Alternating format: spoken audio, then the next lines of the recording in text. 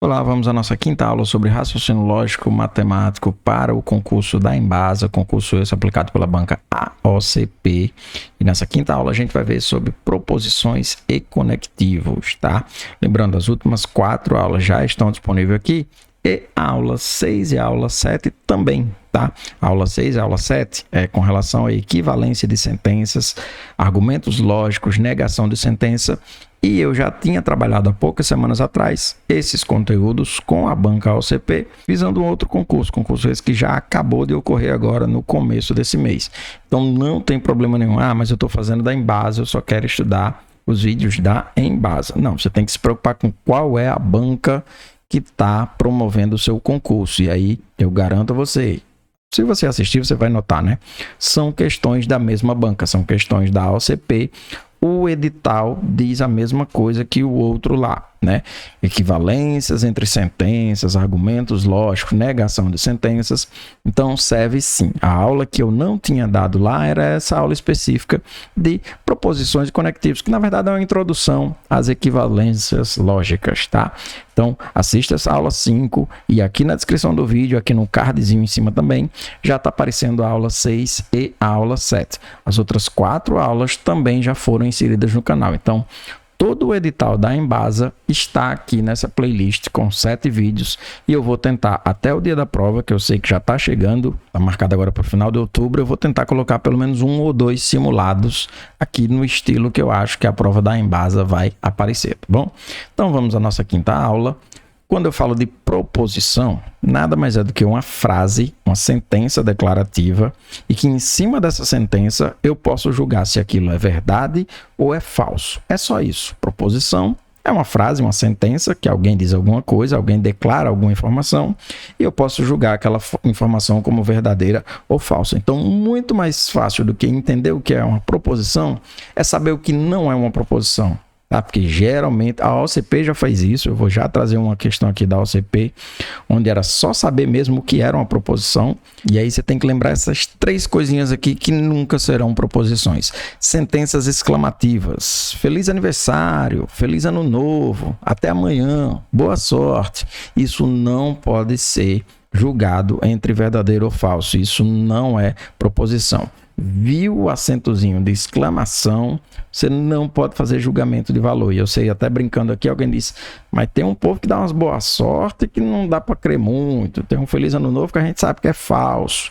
Logicamente falando, fugindo da brincadeira, não dá para julgar essas sentenças entre falso e verdadeiro, então isso não é uma proposição. Bom? Sentenças interrogativas, perguntas. Toda vez que você vê uma pergunta, aquilo não pode ser uma proposição. E isso confunde muito, porque muita gente diz, mas eu posso responder sim ou não. Tudo bem, a sua resposta já vai ser outra sentença, tá? A ideia é, eu posso julgar isso como verdade ou falso? Não, porque é só uma pergunta. Você foi para a praia ontem? Você sabe cantar aquela música? Se é uma pergunta, isso não pode ser proposição também, tá? Então, viu o sinal de interrogação, viu o sinal de exclamação, não é proposição. Ou sentenças no imperativo, geralmente avisos ou recomendações, né? Jogue isso fora, jogue lixo no lixo, faça silêncio, não pise na grama. Então, se é imperativo, se eu estou mandando, recomendando alguma coisa, se eu estou dando um aviso, aquilo não também é uma proposição, tá? Não é proposição também, beleza? Com relação aos conectivos, são 5. Eu tenho a conjunção, que é a ideia de juntar, é o e, isso acontece e aquilo acontece, tá? Então, quando eu tenho a conjunção, eu tenho esse acento circunflexo, um V de cabeça para baixo, e eu tenho 2 sentenças ligadas entre elas, tá? A disjunção é justamente o contrário, é a separação, é o ou, tá? Isso acontece ou aquilo acontece. O se, então, é condicional. Se a primeira ocorre, então a segunda ocorrerá. Tá? Eu tenho aqui uma dependência. A segunda depende da primeira para ocorrer. A bicondicional é quando a primeira depende da segunda e a segunda depende da primeira. Seria a equivalência indo e voltando. Tá? Seria 2 condicionais. E o ou, que é a disjunção exclusiva. Ou isso acontece, ou aquilo acontece. E confunde um pouco com ou, mas dá para explicar rapidamente. Ó. O ou, geralmente, é quando são 2 sentenças que não têm dependência entre si. Ou Fernando joga bola, ou Mariana anda de bicicleta. Então, eu tenho dois sujeitos aqui, Fernando jogando futebol, Mariana andando de bicicleta. No ou, em geral, o sujeito é um só. Ou eu toco violão, ou eu toco contrabaixo. Ou vou à praia, ou à serra. Então, sempre é um sujeito único, tá? No ou. Ou ele faz aquilo, ou ele faz isso. Aqui não, geralmente são dois sujeitos, duas sentenças que não têm ligação entre si. E aí é bom já perceber a ideia da tabela verdade, né? Se você não estudou ainda, se você é um concurseiro iniciante, não domina a tabela verdade, o recomendado é que você veja vídeos sobre tabela verdade, tá? Mas para quem já está no mundo dos concursos há mais tempo, já tem um breve conhecimento de raciocínio lógico, só decorar ou relembrar algumas coisinhas na ideia do valor lógico da sentença toda, né? Porque cada proposição dessa eu posso julgar como verdadeira, como falsa. Ah, não, é essa que é falsa, essa é verdadeira. Não, ambas são falsas ou ambas são verdadeiras. Então, quando eu faço esses julgamentos em separado, eu tenho que a sentença toda composta pode ser verdadeira ou falsa. E aí tem jeito muito tranquilo de lembrar. Ó, no I, só é verdade se os dois forem verdade. Então, apareceu uma falsidade, aquilo já é falso. No I, só é verdade se os dois forem verdade. O ou é justamente o contrário. Só é falso se os dois forem falsos. De novo, no I, só é verdadeiro se os dois forem verdadeiros. No ou, só é falso se os dois forem falsos. Então, se tiver uma verdade no ou, você já sabe que é verdade, tá? Só é falso quando os dois são falsos. A condicional C, então, só tem um caso de falsidade, é quando eu tenho um V seguido de um F, tá? Então, se eu tiver a primeira F e a segunda V, é verdade, tá? As duas F é verdade, as duas V é verdade. Só é falso quando o primeiro é verdade e o segundo for falso, tá? O se, somente se, a bicondicional, só é verdadeiro para sentenças lógicas de mesmo valor, ou seja, iguais, tá? O VV é verdade, o FF é verdade. Contrários não. Contrários é justamente a disjunção exclusiva. Você vai ver na aula de negação de sentença que a negação da bicondicional é a disjunção. Então, no ou, se eu tenho um verdadeiro e um falso, ou se eu tenho um falso e um verdadeiro, é que a sentença toda será verdade. Ela é o contrário da bicondicional. Bicondicional só é verdade quando os dois são verdadeiros ou os dois são falsos. Disjunção exclusiva só é verdade quando eles são diferentes entre si, tá? Então, resumindo rapidamente de novo, no I só é verdade quando os dois são verdades. No ou só é falso quando os dois são falsos. Se então só existe uma falsidade, que é V, então F, tá? Só existe esse caso de falsidade. Bicondicional só é verdade quando são iguais. Disjunção exclusiva só é verdade quando são diferentes. A disjunção é o contrário da bicondicional, tá? Vamos à ideia das questões, onde a OCP já cobrou esse assunto de conjunções, de disjunções, de proposições e seus conectivos, né? Então, essa questãozinha era pura e simplesmente para você julgar qual que é a proposição aqui. Então, define-se uma proposição como sendo uma sentença declarativa, cujo conteúdo poderá ser considerado verdadeiro ou falso. Ele dá a definição que a gente viu agora no slide anterior. Dessa forma, assinale a alternativa que indica uma proposição. Feliz aniversário! Olha a exclamação aqui, ó. Não pode. Que dia é hoje? Também não pode. Se Pedro levantar mais cedo, então ele chegará no horário combinado. Ó, que bonito. Um C, então, aqui para ajudar. Tudo perfeito aqui, tá? Leia com mais frequência. Isso é uma frase no imperativo, ou pelo menos uma recomendação, né? Está mandando você ler com mais frequência. E a idade do jogador multiplicada por 50 será o valor do prêmio. Até bonita essa daqui, né? Só que aqui é uma informação, é um informativo. Ele está dizendo quanto vai ser o prêmio lá do torneio, do campeonato, do jogo, não sei. Ele só está dizendo, pega a idade, multiplique por 50, será o prêmio do jogador. Então, a única proposição, de fato, estaria na letra C. Se Pedro levantar mais cedo, então ele chegará no horário. Outra questão que a OCP cobrou também em 2018 tem relação com os conectivos e a validade da sentença como um todo. Ó. Ele tem duas sentenças. Ele tem o C, então, A gente repassou agorinha como é que o C, então, vai ficar falso ou vai ficar verdadeiro. E aí eu tenho duas sentenças. 2 mais 2 é 4? Verdade. 9 mais 6 é diferente de 13? Verdade. 9 mais 6 é 15, 15 é diferente de 13. Então, eu tenho verdade, então verdade. No se, então, eu só tenho um caso de falsidade. O se, então, só será falso quando a primeira é verdade e o segundo for falso, que não é o caso. Eu tenho V, então V, correto, isso é verdadeiro. Portanto, o item está certo, né? O item está correto. Já vamos lá. Mais uma questão onde ele envolve a ideia de sentenças, né? E aí eu vou julgando essas sentenças e eu tenho uma afirmação lá no final.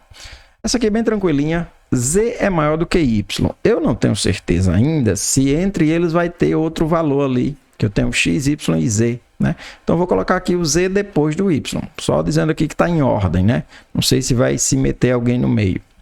Z é menor que W, então o W está mais na frente ainda, né? W está mais para cá. E X é menor do que Y, então X é o primeiro número. Agora eu tenho certeza, né? Os números naturais eram só X, Y, Z e W. Tenho certeza que X é menor que W, Y é menor que Z, opa, X é menor que Y, né? Y é menor que Z e Y é menor que W. Não impede eu dizer também que X é menor que W, X é menor que Z, W é maior que Y, porque eles estão ordenados aqui, né? São números naturais, eu poderia até exemplificar 1, 4, 8 e 9, mas não precisava ter valor. Só a ideia do maior aqui já me ajudava a responder a questão. Então, considerando o exposto, é correto afirmar que X é maior que W. Mentira, né? X é o menor número de todos. X é maior do que Z. Acabei de dizer X é o menor de todos, então não é. X é menor que W, sim. Menor que W e menor que todos, né? Então, letra C, correto. Z é menor que X? Não.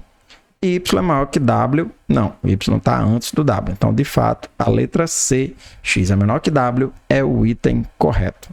Já vamos à penúltima questão, um videozinho rapidinho de hoje, só para você reforçar a ideia de proposições. Na aula 5 eu entro mais em detalhes sobre equivalências. Na aula 6, a aula 5 é essa agora, né? Na aula 6 sobre equivalência e na aula 7 sobre negação de sentenças. Essa sim, talvez uma aula um pouco mais demorada. Então, penúltima questão com relação a proposições. Na proposição 1, ele diz, todos os retângulos são paralelogramos. Eu vou desenhar um esquema aqui para você entender melhor.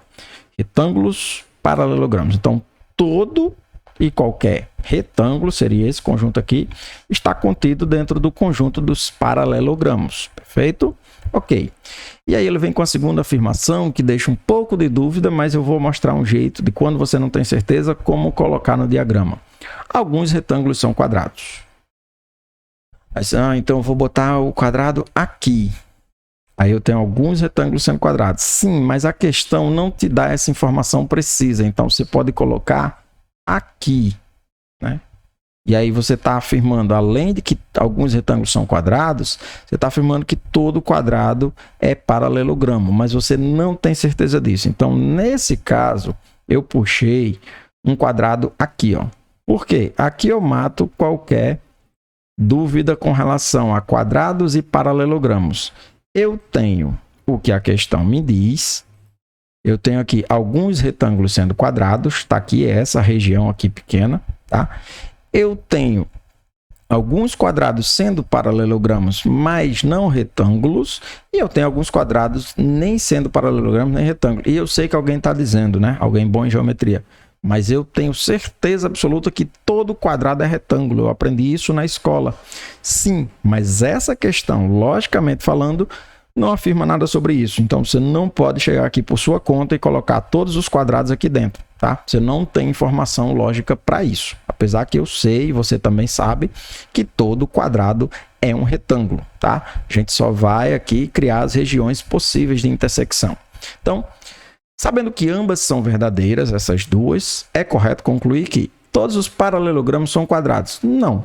Aqui, ó, toda essa região aqui é conjunto dos paralelogramos que não são quadrados. Então, não posso afirmar isso de certeza. Alguns paralelogramos são quadrados. Aí sim, né? Eu tenho essa região específica de quadrados que são retângulos, sabendo que todo retângulo é paralelogramo, aí eu tenho esse item correto. Todos os retângulos são quadrados? Não, tá aqui, ó. Essa região aqui é de retângulo que não é quadrado, né? Não é a interseção entre ela. Nenhum paralelogramo pode ser quadrado? Não, tá aqui a prova de que algum paralelogramo é quadrado. Nenhum retângulo pode ser quadrado. Isso desmente a segunda, né, que diz que alguns retângulos são quadrados. Então, de fato, a letra B é a correta, tá? E aí, para tirar essa dúvida do, mas na minha cabeça, todo quadrado é retângulo, eu trouxe uma questão praticamente igual, né? Essa é de 2018. Você vai ver que o texto é diferente, mas o modus operandi é praticamente igual, ó. Trouxe outra questão também de 2018, onde a OCP falou de novo com relação a diagramas. Considere duas proposições. Todos os cavalos são mamíferos. Então, o que é que eu fiz? Esse círculo aqui são os cavalos.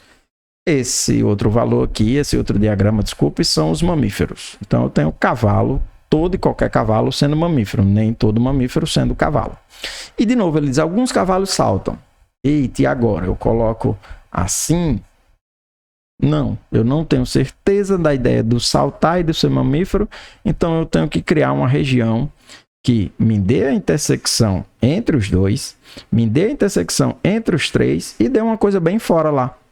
Pode ter alguma coisa que salte que não seja mamífero. Como eu não tenho informação suficiente sobre esse losango, eu tenho que colocar ele numa região que caiba qualquer afirmação. Tem o que a questão diz, os cavalos que saltam, né? Tenho animais mamíferos que saltam, mas não são cavalos, e eu tenho alguma coisa que salta aqui que talvez nem seja mamífero, tá bom? Então eu tenho aqui esse verdinho, esse losango, como a ideia de saltar, sendo cavalo, sendo mamífero ou não sendo nenhum dos dois. Então, sabendo que ambas são verdadeiras, mesmo jeito da questão passada, é correto afirmar que todos os mamíferos saltam. Não, tá aqui, ó. Toda essa região aqui é composta de mamíferos que não saltam.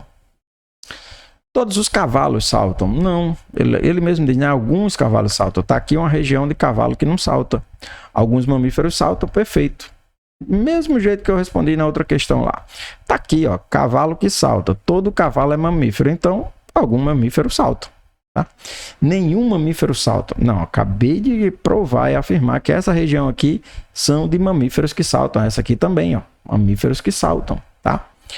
Nenhum cavalo salta, isso desmente a segunda informação. Você vê que a questão tem o mesmo modus operandi da outra, só mudou o texto aqui e o concurso provavelmente era outro, né? Os dois foram de 2018, mas talvez concursos diferentes. A banca com certeza a mesma, Instituto OCP. Com isso a gente fecha essa aulinha sobre proposições e conectivos. Se você quer ver as outras aulas, basta ir aqui na descrição, né? Essa é a 5ª aula. Todas as outras já estão prontas. Da 1 a 4 já estava aqui.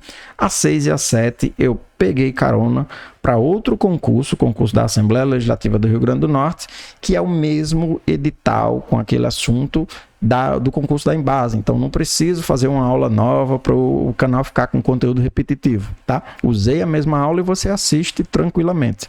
Até o dia da prova eu quero fazer pelo menos 1 ou 2 simulados para o concurso da Embasa. Então vai se preparar para esse concurso? Se inscreva no canal e ative as notificações, tá?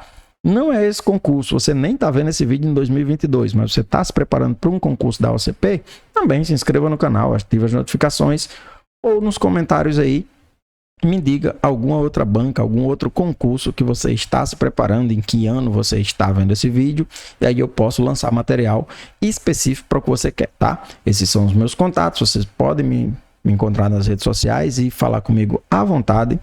Bons estudos a todos, forte abraço e até mais.